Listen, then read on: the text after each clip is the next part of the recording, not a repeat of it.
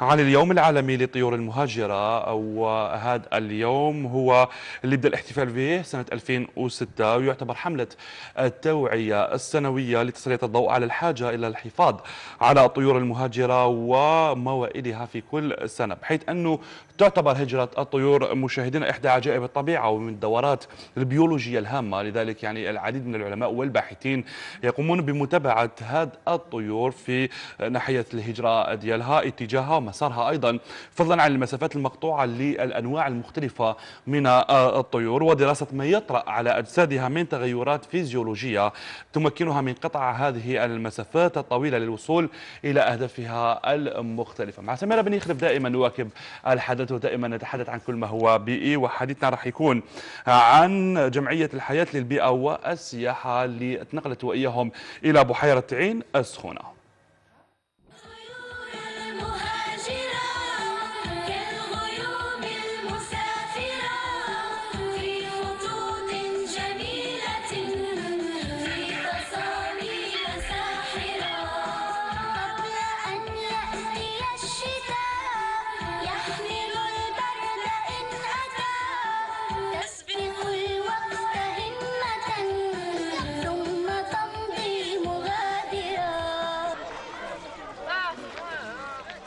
احتفاء باليوم العالمي للطيور المهاجرة، نظمت جمعية الحياة للبيئة والسياحة خرجة ميدانية إلى بحيرة عين سخونة المتواجدة بجنوب شرق ولاية سعيدة.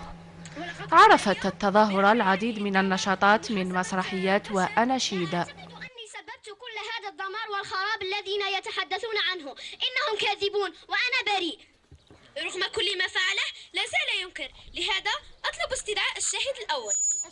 بما أننا اليوم نحتفل باليوم العالمي للطيور المهاجرة، فكرنا بمسرحية التي تهدف إلى توصيل المعلومة إلى كل إنسان ليحافظ على البيئة وكل بشتى عناصرها. في إطار الاحتفال باليوم العالمي للطيور المهاجرة، سطرت الجمعية خرجة لفائدة مجموعة من الأطفال المنتمين للنادي البيئي للجمعية، حيث كانت زيارتنا في البداية إلى بحيرة عين السخونة، أين قمنا بمجموعة من النشاطات المتمثلة في مسرحيات بيئية، أناشيد بيئية، مسابقات مختلفة. بعدها كانت الوجهة إلى الشط الشرقي الذي صنف في قائمة رامسار الدولية ضمن المناطق الرطبة، بحيث يعتبر الماء بهذه المنطقة عنصرا أساسيا للعديد من الحيوانات والنباتات، إلا أن الملاحظ مؤخرا هو تراجع كمية التدفق الطبيعي لهذه المياه. زرنا بالمناسبة الشط الشرقي الذي يعتبر أكبر شط على مستوى الجزائر بمساحة تقدر ب 855,500 هكتار، وهو ثاني أكبر شط بعد الشط الجليل بتونس. هذا الشط الذي يستقطب العديد من الطيور المهاجرة التي تأتي من أوروبا نحو إفريقيا، خاصة في فصل الشتاء بحثا عن الدفء وكذلك لأجل الغذاء. كما بالمناسبة وقفنا على تراجع المياه السطحية للشط الشرقي، وهذا راجع كسبب رئيسي لمشكل الجفاف هذه السنة، وأيضا تراجع منسوب مياه بحيرة عين السخونة، وهذا قد يكون راجع إلى الضخ الزائد بالنسبة للمياه. اليوم أصبحت منطقة شبه جافة، أثرت على التوازن البيئي على مستوى إقليم أو على مستوى الشط الشرقي. وشنو هو السبب؟ سبب هذا التدهور هو الضخ الغير المنظم لكل من ولاية سعيدة. يعني هذه المياه يستفادوا منها للشرب على مستوى ولاية سعيدة، وكذلك المشروع الفلاحي على مستوى ضايج زراقت.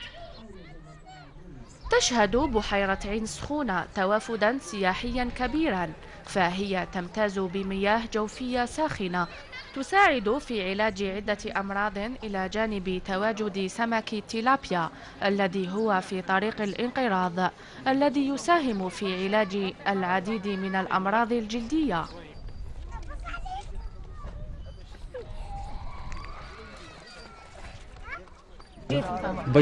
بيض.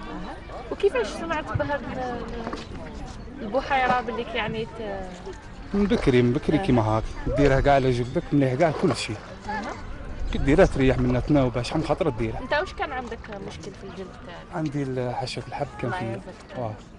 كاع منها عشفاني تريحت منها يعني وين كنت تجي هنا كنت نديرها تجي شحال من خطره جيت؟ شحال من خطره نجي هنا وكي دوكا لاحظت باللي خلاص هو بدا يروح لك بدا يروح الحمد لله. الله يبارك.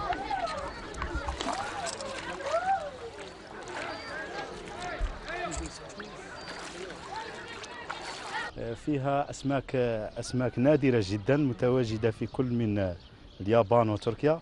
هذه الأسماك تسمى بسمك تيلابيا. كما سبق وقلنا أنها تساعد في علاج الأمراض الجلدية. بحيرة عين السخونة مكسب طبيعي في غاية الأهمية، هي بحاجة ماسة إلى المزيد من الدعم والعناية.